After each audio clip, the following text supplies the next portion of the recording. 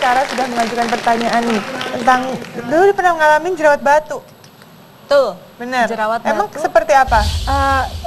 Ada beberapa jerawat kayak ada jerawat yang tiba-tiba muncul terus begitu sakit nyututan. Temen aku juga pernah ada jerawatan tiba-tiba dia migrain, kayak migrain, sama ada jerawat yang cuman ada nongol tapi nggak sakit nggak sama sekali dan tapi hilangnya susah. Nah ini sebenarnya nih anggapan dari orang aja ya. Jerawat ada yang jenisnya seperti batu karena keras. Tahu nggak sih bedanya jerawat batu dengan jerawat biasa?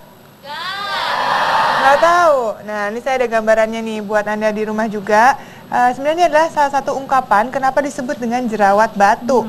Nah, jerawat yang timbul pada kulit wajah ini biasanya berwarna kemerahan, besar ya, lebih besar dibandingkan jerawat pada umumnya, dan dia sangat keras sehingga disebut sebagai jerawat batu. Nah, kerasnya itu juga karena isinya itu terdiri dari nanah yang mengeras. Nah, itu yang menyebabkan juga dia sukar sembuh. Makanya tadi kalau Kara bilang kan, lama banget hilangnya. Iya. Nah, itu dia. Tapi ada yang sakit, kalau dipencet ada yang enggak tuh kenapa dok? Ada yang sakit, ada yang enggak, itu tergantung dari sebenarnya kadar infeksinya. Nah, kalau gitu. sampai kesakitan sekali itu bisa jadi kumannya sangat aktif. Dan itulah yang bisa menyebabkan dia menyebar. Kenapa? Nah, kalau gampang menyebar seperti ini nih sampai ke bagian lain karena kumannya itu aktif sekali sehingga bisa sampai ke bagian wajah lain. Kalau ada yang bilang lagi mau dapet cewek biasanya terus habis itu jerawatan, berarti karena hormon, terus ada penyebab lain nggak sih dok? Nah itu salah satunya. Penyebabnya salah satunya itu, tapi tahu nggak sih kalau penyebabnya tuh bisa juga karena cara sabun cuci muka kita yang salah. Oh gitu, cuman salah cuci muka doang bisa jerawatan? Emang kalau Kara cuci muka seperti apa? Saya mau nanya nih. Biasa aja sih. Gimana? Gitu. Kan. Oke, terus? Udah, langsung muka. Abis itu baru aku kasih air dikit-dikit baru gituin. Nah, sebenarnya nggak boleh langsung. Jadi kalau menggunakan sabun muka itu harus upayakan sampai dia berbusa dulu. Berbusa. Jadi harus kasih air dulu. Kasih air dulu sampai dia benar-benar berbusa, sampai dia lembut, baru diaplikasikan ke wajah supaya dia tidak terlalu keras. Nanti akibatnya kalau terlalu keras, wah, selain wajahnya bisa keras ya kan, bisa makin mengelupas, dan jerawatan pun juga makin hebat nantinya. Karena penyebabnya selain itu juga tadi Kara sudah sempat bilang ya, ada hormon. Tapi juga ada orang-orang yang genetiknya memang jerawatan. Dan ini yang paling sering menyebabkan jerawat batu itu tadi. Kasian dong kalau genetiknya jerawatan ada. Memang. Apalagi kalau dia disertai dengan stres. Waduh. Kalau stres kan orang bisa makin banyak kadar minyaknya di wajah. Akibatnya bisa makin parah jerawatnya. Jadi mungkin tadinya dia ada genetik, terus pas dia jerawatan dia makin stres. Jadi stresnya cuma karena jerawat sih dok sebenarnya. Nah, makin stres lagi karena jerawatan. Stres lagi. Jadi nggak sembuh-sembuh. Makanya saya punya solusinya nih buat orang-orang yang memiliki jerawat batu. Nah, kita bisa pindah ke meja yang sebelah. Nah, ini untuk penonton di studio nih, saya mau nanya. Kalau ada yang berjerawat batu, biasanya diapakan ya? Ada yang mau jawab? Oke, coba yang baris kedua nomor berapa tuh? 856 Ju. Oke, Mbak siapa namanya? Mbak Orin. Orin? Iya. Oke, kalau Orin pernah jerawatan? Pernah. Kalau lagi jerawat batu, dikasih apa biasanya? Dikompres dengan air hangat. Dikompres dengan air hangat. Oke. Tapi emang bener sih. Bisa ya? Bisa. Pakai air hangat bukan pakai es batu gitu enggak? Justru pakai air nggak hangat boleh ya? karena setelah itu tapi harus diberikan pengobatan juga. Jadi kalau sudah dikompres air hangat dia lebih lunak biasanya. Karena kalau jerawat batu kan keras banget. Nah, untuk memperlancar peredaran darah di sekitar kulitnya juga harus diberikan air hangat dulu, tapi ditambahkan dengan solusi yang ada di sini. Yang mana? Nah, yang pertama ini bisa menggunakan tea tree oil. Tea tree oil itu salah satu minyak yang alami. Dia tuh bersifat antibakteri.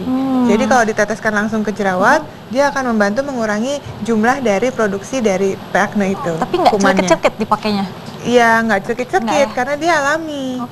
Dan nggak boleh di macam-macamin ya, nggak boleh dipegang-pegang, tetap ditetes aja, ya. Cukup 1 tetes setiap hari, lambat laun 3 hari juga akan kering jerawatnya. Kemudian bisa juga menggunakan lemon. Nah, kalau pemirsa di rumah punya lemon, lemon juga bisa. Lemon bisa untuk membantu mengeringkan jerawat. Aja? Langsung. Lemonnya aja? Lemon aja. Kemudian untuk meredakan rasa nyerinya atau rasa merahnya juga pada jerawat bisa menggunakan dimakan? Enggak. Jangan. Gimana dok? Dioleskan saja. Jadi tempel-tempel aja lidah buayanya. Darah buaya ini bisa bersifat untuk mendinginkan kulit juga. Saya lagi ada jerawat nih. Nah, tempel aja langsung. Oke. Adem. Oke.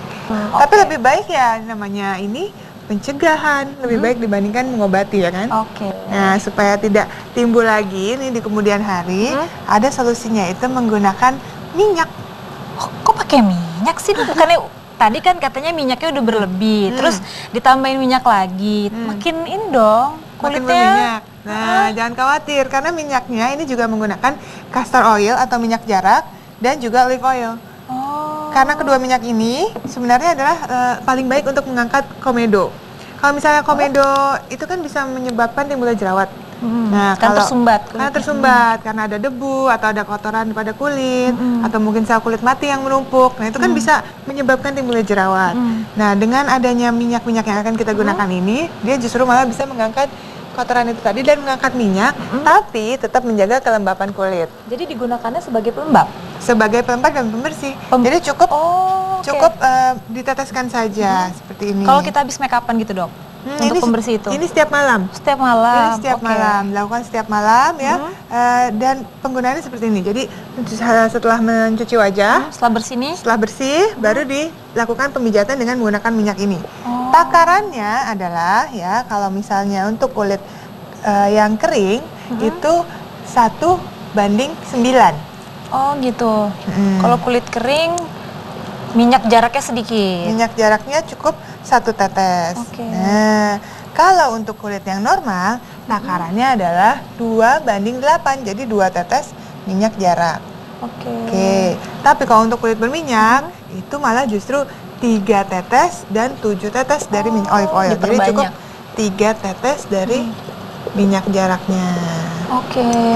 Gitu. 2, 3. Gitu. Nah, di sini kan sudah ada olive oilnya nih. Oh, ini udah ada ya? Udah ada tadi. Langsung saja dilakukan pemijatan pada kulit wajah. Setelah lakukan pemijatan, kemudian dibilas dengan air hangat, kemudian diulang lagi sebanyak 2-3 kali. Wah, nggak tidur-tidur, Dok.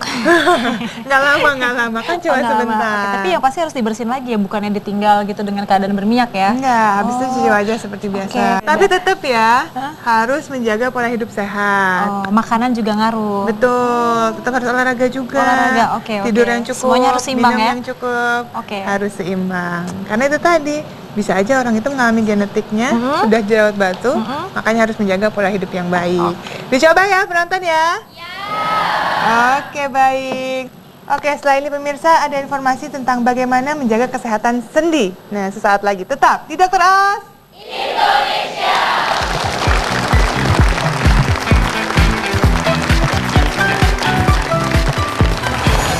Jaga kesehatan sendi dengan pola hidup sehat. Duduk terlalu lama adalah salah satu risiko kerusakan sendi yang terjadi seiring dengan usia. Kita masih di Dokter Os Indonesia. Iya, kesibukan. Siapa sih yang nggak pernah sibuk? Saya, Anda di rumah, bahkan ya seorang anak-anaknya terkadang juga suka sibuk mengerjakan sesuatu. Namun bintang tamu saya ini sudah terkenal sangat sibuk karena dia mempersiapkan kesibukannya sebagai calon ayah yang baru. Kira, apa kabar? Sehat, dok. Alhamdulillah Kita sehat. Insya Allah sehat semuanya. Kinos, ini kan salah satu gaya hidup kita ini yang sehat atau tidak sehat berkaitan dengan pola makan. Tapi tidak betul. hanya pola makan, tapi beragam tentunya. Saya ingin menguji Kinos dengan beberapa pertanyaan, tapi harus didampingi dengan penonton. Setuju nggak? Asik. Siapa yang ingin mendampingi Kinos? Maaf, yang cewek aja angkat tangan, yang cowok jangan ya. Terima kasih. Coba yang mau, coba angkat tangan. Aduh, saya paling suka sebelah kanan. Kita mau yang paling kanan ya. Sebelah kanan siapa sebelah kanan namanya? itu silakan maju. Tepuk tangan buat teman Oke. Anda. Aduh, apa kabar? Namanya siapa? Namanya Aisyah. Baiklah ya, kita sudah punya satu penonton nih, Kinos ya. Dan tugas Kinos dan siapa tadi dipanggil enaknya? Aisyah. Aisyah. Ini adalah beberapa pertanyaan yang berkaitan dengan aktivitas Anda sehari-hari. Aisyah, jawabannya ya atau tidak. Kinos juga sama, Oh, ya atau oke. tidak. Kita lihat layar ini. Pertanyaannya ada 5. Kita akan bacakan pertanyaannya. Yang pertama, apakah aktivitas Anda lebih banyak bergerak daripada duduk? Silakan contreng aja. Yang kedua, apakah Anda olahraga selama setidaknya 1 jam per hari? Yang ketiga, apakah Anda minum segelas air putih sehari? Yang keempat, apakah Anda makan sesuai waktu yang tepat? Nah lo. Yang terakhir, apakah Anda rutin konsumsi kalsium dalam menu harian Anda? Jawabannya tolong ditunjukkan ke depan kamera ya. Oke. Kalau Kinos, jawabannya saya tidak membenarkan dulu, tapi kita menghitung jumlah iyanya. Tolong hitung Kinos, jumlah iyanya berapa? Kalau Aisyah, tepuk tangan buat mereka berdua. Oke. Baik. Ya, jawaban dari Kinos ada 4 iyanya, jawaban dari Aisyah ada 4 iyanya. Ini maksudnya adalah apabila Anda melakukan kelima aktivitas ini, jawaban iyanya lebih dari 3, berarti ini berkaitan dengan kesehatan tubuh. Ini berarti resiko kerusakan sendi dan tulang itu minimal. Alhamdulillah. Kalau di bawah 3 berarti resikonya besar. Berarti resiko dari Aisyah dan Kinos kecil resikonya ya. Kita bahas satu-satu ini. Ini kan yang pertama tadi pertanyaannya adalah mengenai lebih banyak bergerak dibanding duduk. Ini maksudnya adalah apabila kita terlalu banyak duduk, itu tubuh kita tidak fleksibel. Kita bergerak, berjalan, berkomunikasi seperti ini sebenarnya adalah olahraga yang aktivitasnya tergolong ringan dan ini membuat sendi itu lentur. Oh, itu olahraga juga ya, Dok ya? Olahraga juga, oke, beraktivitas kan. Duduk terlalu lama adalah salah satu resiko kerusakan sendi yang terjadi seiring dengan usia. Yang kedua adalah tadi pertanyaannya mengenai apakah olahraga selama setidaknya 1 jam per hari. Kalau Aisyah olahraganya apa? Karena asrama jadi kayak skipping kayak gitu. Skipping ya. Dari lantai 4 ke lantai 1 ya. Capek dong. Ya olahraga ini juga hampir sama seperti kita melakukan aktivitas selain duduk. Ya, ini untuk menjaga kelenturan dari masing-masing sendi tubuh kita ya. Lalu yang ketiga tadi kan mengenai apakah Anda minum segelas air putih sehari? Air putih ini ternyata ya orang kan hanya mikir air putih itu hanya untuk menghilangkan haus. Ternyata air putih ini mampu untuk membantu penyerapan kalsium yang dibutuhkan untuk tulang dan sendi kita. Jadi Kinos misalnya minum susu, kemudian kamu minum sesuatu yang mengandung kalsium, air putih juga membantu loh untuk memperlancar penyerapannya. Yang keempat, apakah Anda makan sesuai waktu yang tepat? Tadi kan Kinos bilang Niktai kan ya alarm ya. Iya benar, harus Jadi diingetin. Kinos jawabannya tidak. Iya benar, kurang tepat dikit lagi. Kurang tepat. Kalau kamu ya? Iya, jawabannya. Oke, karena di asrama itu memang udah ada jam-jamnya ya. Disiplin Kalau nggak ya. habis kan? Biasanya habis. Mengkonsumsi makanan tepat waktu ini berkaitan dengan keseimbangan metabolisme. Itu yang harus diingat. Seseorang makan hari ini misalnya jam 8, besok sarapannya jadinya jam 10. Jamnya tidak teratur, itu membuat fungsi metabolisme kita jadi bingung. Karena kondisi lapar dan kenyang itu juga diatur oleh hormonal yang ada di otak. Jadi jangan mengganggu jam otak untuk masalah jam makan karena berkaitan dengan gangguan metabolisme. Oke. Yang terakhir, apakah Anda rutin konsumsi kalsium dalam menu harian? Oke. Aisyah. Mengkonsumsi kalsium dalam menu harian, kira-kira sumber kalsiumnya apa aja Aisyah? Jangan sebut suplemen. Susu. Lalu? Apalagi? Keju. Lalu apa lagi? Tapi kan kalau di asrama jarang makan. Oh iya, ya Allah. Besok Kinos kirimin buat asrama kamu. Oh iya, tepuk tangan dong ya. Beberapa sumber dari kalsium itu sebenarnya beragam, tapi hampir semua makanan itu ada mengandung kalsium, hanya jumlahnya aja, ada yang besar, ada yang kecil. Ya, yang penting jangan lupa memberi asupan salah satunya kalsium untuk kesehatan tulang dan sendi dari beragam sumber tadi, kacang, susu, keju. Oh, kacang juga ya? Kacang juga ada, pasti ada, cuman dikit biasanya. Oke, baik. Ini tadi kuis kita untuk Kinos dan Aisyah. Tepuk tangan buat Aisyah, terima kasih ya. Aisyah. Sudah bantu. Ini Kinos, nggak apa-apa. Udah ambil, oke. Ya, itu tadi. Jadi untuk meningkatkan kesehatan sendi dan tulang Anda, memang kita harus memperhatikan yang namanya aktivitas. Betul. Jangan malas-malesan. Selain itu juga nutrisi itu penting dari beragam sumber makanan. Sebagai seorang ayah pasti sesuatu yang bijak sudah disiapkan ya untuk mengatasi diri sendiri, mengatasi hal-hal yang keluhan istri dan juga keluhan calon bayi dong. Bener banget. Kayak mulai tadi, bener kata dokter, makan nggak boleh telat. Kemudian suplemen juga asupannya harus cukup. Terus olahraga juga harus lebih rutin. Nah, soalnya Kinos punya pengalaman nih sama yang namanya kaku dan juga nyeri sendi. Tapi untungnya sekarang Kinos sudah menemukan solusi yang tepat ya. Kinos mengkonsumsi nutrisi khusus sendi yaitu Viostin DS. Kaplet nutrisi sendi dengan kekuatan ganda yang bekerja melumasi dan memperbaiki tulang rawan sendi yang terkikis. Dengan cara membentuk cairan pelumas sendi dan tulang rawan sendi. Sehingga sendi menjadi lentur, mudah digerakkan tanpa rasa sakit. Untuk terapi saat nyeri sendi, cukup rutin mengkonsumsi 3 kali sehari masing-masing 1 kaplet setelah makan. Sedangkan untuk mencegah kerusakan sendi, cukup minum secara rutin 1 kaplet setiap hari. Mencegah lebih baik daripada mengobati. Nah, Kinos hanya percaya suplemen yang satu ini karena hanya Viostin DS yang terbuat dari bahan alami, kualitas terbaik, dan dosis yang tepat. Sehingga bisa dikonsumsi dalam jangka panjang dan terbukti efektif dan cepat mengatasi kaku dan nyeri sendi. Pokoknya jangan salah pilih lagi. Buat yang merasakan kaku dan nyeri sendi saat beraktivitas, segera minum Viostin DS. Bebas gerak tanpa kaku dan nyeri sendi.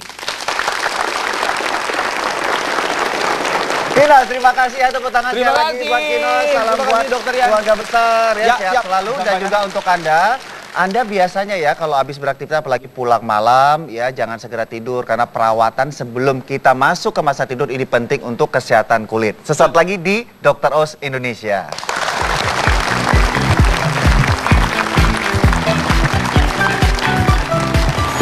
Lakukan perawatan kecantikan berikut ini sebelum tidur.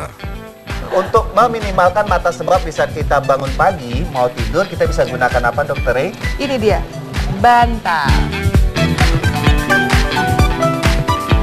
Siapa sih yang nggak mau cantik? Saya rasa nggak cuma wanita ya yang selalu memperhatikan penampilan. Betul nggak, Kara? Betul. Kalau cowok bukan mau cantik dong, Dokter Yan? Mau Enggak, saya ganteng. pengen pasangan saya tetap cantik. Ah iya, betul. Jadi saya betul, sebagai betul, cowok betul, harus betul. mendengarkan semua infonya. Ah iya. Sebenarnya saya penonton apa? Bukan, kamu yang memberi info. Oh iya. Nah, untuk Anda pemirsa yang di rumah, walaupun saat ini yang menonton adalah seorang pria, tapi tentunya Anda ingin tidak hanya pacar Anda atau istri Anda, tapi juga Anda mungkin pengen ibu Anda tetap terlihat menarik walaupun seiring berjalannya usia. Betul, dan tetap harus menggunakan perawatan sehari-hari. Ya. Kalau Kara kan sibuk nih, ya kan, udah syuting siang, malam.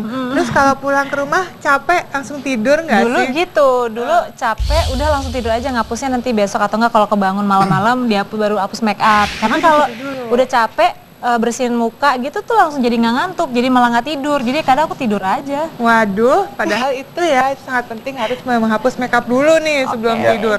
Karena itu bisa menjadi tanda-tanda penuaan dini muncul kalau misalnya kita nggak males cuci muka, terutama pada saat sebelum tidur. Ya, jadi kita ini akan memberikan tips mengenai bagaimana cara perawatan ya sebelum kita menuju tempat tidur atau tidur malam hari. betul. Ya. Kita langsung aja pindah ke set berikut ini untuk memberitahukan tips mengenai perawatan sebelum tidur. Yuk kita pindah ya. Wah, sudah ada yang mau tidur nih di tengah-tengah kita. Sudah siap dengan baju tidur ya tampaknya. Nah, perawatan belum. Jangan ikut-ikutan. Sekarang saya mau nanya nih sama Mbak siapa namanya? Ika. Ika. Mbak Ika udah mau tidur nih. Iya, ceritanya mau tidur. Jam segini udah mau tidur. Nah, ini biasanya melakukan perawatan kulit nggak sebelum tidur? Ya, Baik, Kak. biasanya melakukan perawatan, membersihkan makeup dulu. Membersihkan makeup dulu. Jangan lupa membersihkan mata. Nah, mata itu paling penting untuk dibersihkan karena itu bisa muncul garis-garis halus, tanda-tanda penuaan. Itu paling mudah terlihat di sekitar mata. Ya. Nah, saya mau nanya dulu sama Mbak Ika, jenis kulitnya apa? Cenderung berminyak. Cenderung berminyak. Oke, kalau untuk membersihkan mata, yang pertama adalah bisa menggunakan petroleum jelly dan juga kapas seperti ini. Jadi, untuk Kara nih bisa diaplikasikan juga nih kan makeupnya mata pasti Sekarang tebal aja, dong. sekarang. Jangan.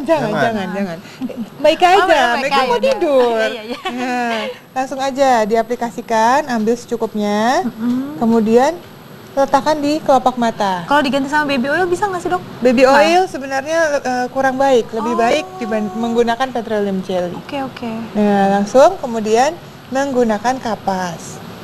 Diangkat. Biasanya kalau digosok-gosok gitu kalau bersih mata Jangan. nggak boleh. Harus yang pelan-pelan aja, pelan-pelan. Yang gentle, yang soft ya.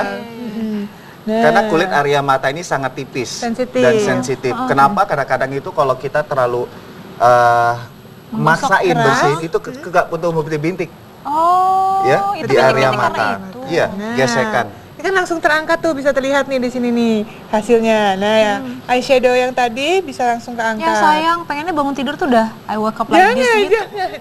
Nanti kamu tambah tua nanti. Oh iya deh. Sebelum Ya deh, umurnya. daripada tua, ya deh aku bersihin makeup. Nah, itu langsung bersihkan iya ya? matanya. Makanya. Terus tapi kalau misalnya mata sudah bersih, kulit wajah juga tetap harus bersih. Makanya makeupnya harus diangkat dulu sebelum Oke, membersihkan muka. pakai cleansing milk. Atau? Nah, bisa. Tadi tapi jenis kulitnya kan berminyak tadi, Mbak Ika. Sebenarnya menggunakan asam salisilat. Asam salisilat itu biasanya ada di dalam ini dia. Oh, dipakai tisu basah Tisu aja. wajah. Tisu wajah, tisu khusus wajah untuk mengangkat makeup. Iya malah lebih gampang sih. Betul. Nah, kalau misalnya kulitnya kering, itu bisa menggunakan susu pembersih. Oh, itu Susu khusus bersih. kulit kering. Khusus kulit kering. Nah, ini tuh sama sebenarnya dengan makeup remover. Tapi dia bisa mengangkat minyak. Nah, seperti itu. Lebih bagus lagi kalau ada yang ngerjain nih gitu ya. Di rumah dia tinggal tidur aja. Ini Dokter Rian mau membantu. Oh, dengan senang hati. Ya, tuh kelihatan ya terangkat dari si makeup itu tadi. Dan yang pastikan bukan hanya peralatannya saja yang tepat, tapi pastikan juga sampai benar-benar bersih. Dan tentunya para wanita ini kan sangat sensitif dengan kehalusan kulitnya, termasuk kulit kaki. Nah, Dan kaki kulit ya. tangan. Kulit tangan juga dong. Kalau untuk kulit tangan sih saya banyak ngelihat para wanita itu sangat intens untuk memberikan body lotion segala macam, benar? Hand body ya. Tapi yang suka lupa biasanya kaki ya. Kaki. Karena pakai sepatu dan tidak terlalu sering dilihatkan. Tapi padahal ini juga sangat penting ya. Bagaimana caranya ya supaya kulit kaki itu tetap halus? Kita pindah ke situ yuk. Ini kan mau tidur nih kisahnya. Oke. Jadi yang penting di sini adalah jangan menggunakan bahan untuk menghaluskan atau melembabkan kulit sebelum kita benar-benar naik ke atas tempat tidur. Kita bisa menggunakan petroleum jelly, ya. Sama ya yang tadi ya. Ya, oleskan pada daerah kaki. Mbak, kakinya mana? Kakinya Iya. biasanya kan kering, mengelupas, Itu terutama di bagian tumit ya. telapaknya. Yes, Semuanya? semua yang dianggap memang harus dilembabkan atau dihaluskan, ya. Oke. Kemudian sudah rata. Sudah rata, kalau kita tuh tidurnya sering ber-AC atau area kita tuh dingin, bisa menjaga kelembaban daerah kaki ini biar terjaga sampai besok pagi dengan tambahan kaos kaki ya dokter ya. Itu dia. Iya. Langsung digunakan. Jadi kaos kaki ini bisa membantu mengunci, ya mengunci kelembaban itu sendiri. Jadi pas pagi nggak kering. Nanti Ada yang kalau- pernah gunain kaos kaki nggak saat tidur? Aku Ada ya? Langsung halus tuh biasanya bangun pagi tuh rasanya seperti kulit bayi. Oke. Lalu ini mata. Oke. Perawatan yang tidak kalah penting tentunya adalah mata. Kita tuh kalau bangun pagi kan pengen matanya tetap bling-bling ya. Bling-bling itu yang bersinar, tidak sembab. aku Cepat- tahu Apa? pakai kamera edit. Alah, jangan. itu rusak semua klinik kecantikan kalau pakai kamera edit terus ya. Jadi untuk meminimalkan mata sembab di saat kita bangun pagi, mau tidur, kita bisa gunakan apa dokter Rey? Ini dia. Bantal. Oke ya. Nah, coba Mbak Ikanya tertidur. Nih kalau tidur gimana tidur? Enak Yeah. banget disuruh tidur. Ya, oh ya. Nah, kan kurang tinggi nih. Ya, supaya matanya nggak sembab, airnya tidak tersimpan ya di daerah mata. Itu ada tambahannya tuh dokter Rian. Intinya adalah lebih tinggi dari posisi badan. Ini mempengaruhi gravitasi, tidak hanya aliran darah, kemudian kelenjar limfa, tapi juga cairan tubuh. Nah, Di ini bawah kan mata ini suka tertumpuk jadi juga. turun ya airnya ya. Tuh, Mau nanya, Iya. ini kalau bantal kayak gini nggak apa-apa, lehernya nggak sakit? Nah, senyaman mungkin. senyaman mungkin aja. oke. Makanya Ya? dia diletakkannya di area kepala aja, jangan sampai ke bagian bawah. Nanti terlalu tinggi pundak. Tapi hampir kebanyakan orang kalau udah 2 jam tidur, udah kemana-mana kan? Miring-miring. Iya. Udah miring ke kanan, ini setidaknya untuk awal-awalnya bisa diminimalkan ya. Itu tadi beberapa tips perawatan sebelum kita tidur. Setelah iklan ini kita akan memberikan tentang makanan yang sebaiknya dihindari saat Anda lapar. Orang banyak keliru saat lapar, semua masuk. Cocok nih ya, karena kita lagi kelaparan nih. Iya, Waktu begini. Sabar, nanti saya masakin ya. Sesaat lagi di Dokter Ros.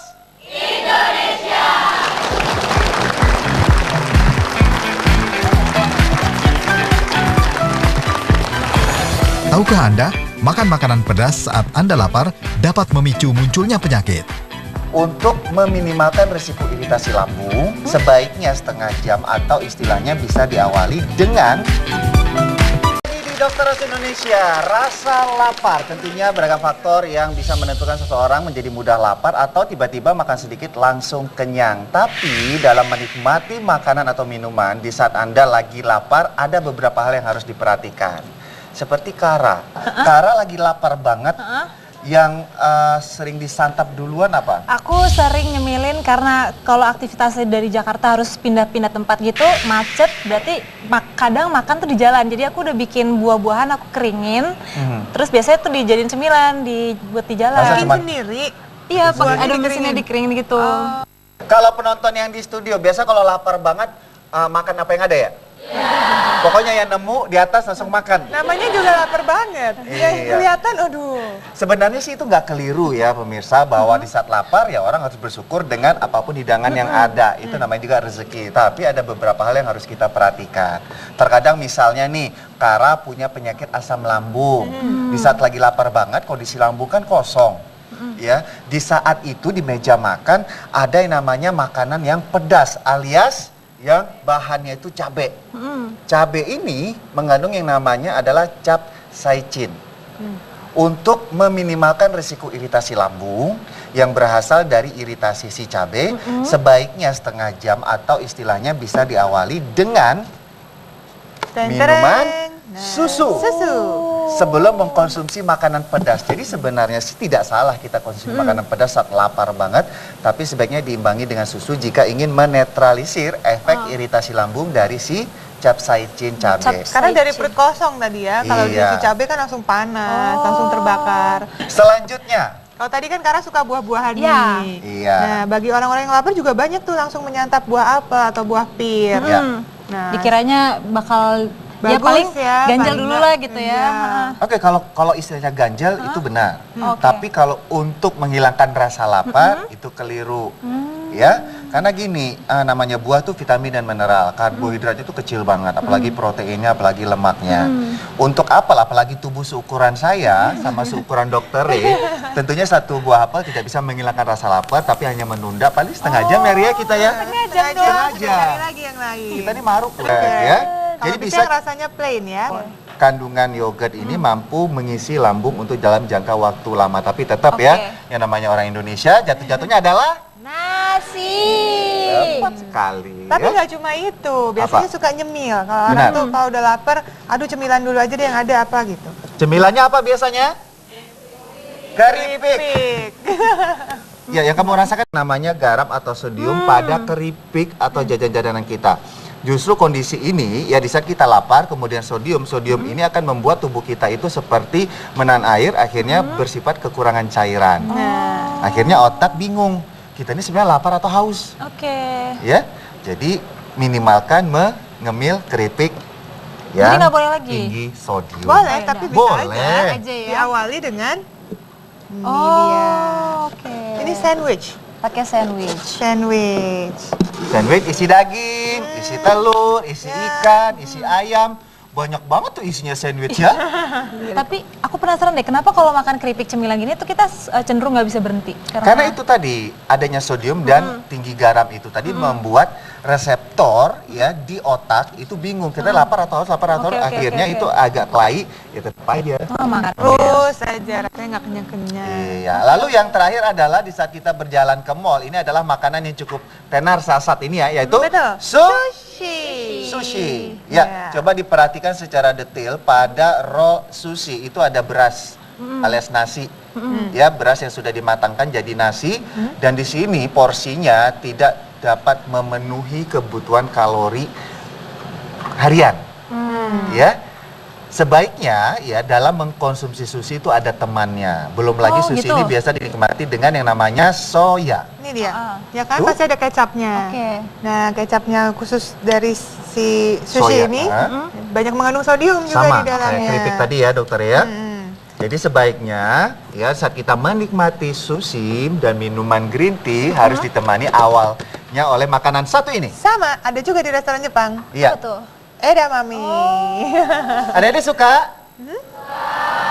Iya, kandungan Jadi, edamame ini kan seratnya cukup tinggi, proteinnya juga bagus. Jadi memang dianjurkan bisa kita menikmati sushi untuk menghapus rasa lapar. Ya, ditemanilah yang berserat biar lebih lama lagi. Terkadang kandungan soya tadi seperti kata dokternya justru membuat kita laparnya jadi kalap. Malah jadi Pantes. nggak kenyang-kenyang. Iya, itu Iya. taktiknya restorannya berarti. Itu tadi beberapa jenis makanan yang sebaiknya dikombinasikan dengan jenis makanan lain saat kita merasakan lapar, apalagi seorang wanita ya. Iya, terima kasih buat bintang tamu kita ya, Dokter Iya, terima kasih Sukses banyak, selalu, Kara. Kara. Ya, Terima kasih, tepuk tangan aku yang buat Kara. makasih loh. Teman-teman juga yang aku makasih ya. Iya, dan yang pastinya teman-teman saya di sini dari mana? Iya. Ya, terutama untuk Anda yang di rumah, terima kasih atas kebersamaan Anda dengan Dr. Rose Indonesia hari ini ya, selama 1 jam. Tetap semangat ya pemirsa, jangan bosan sehat karena saya Dr. Rian Tamrin. Dan saya Dr. Raisa Brata Asmoro. Selalu memberikan Anda informasi kesehatan, jadi temukan selalu sehat sesungguhnya di mana lagi kalau bukan di Dr.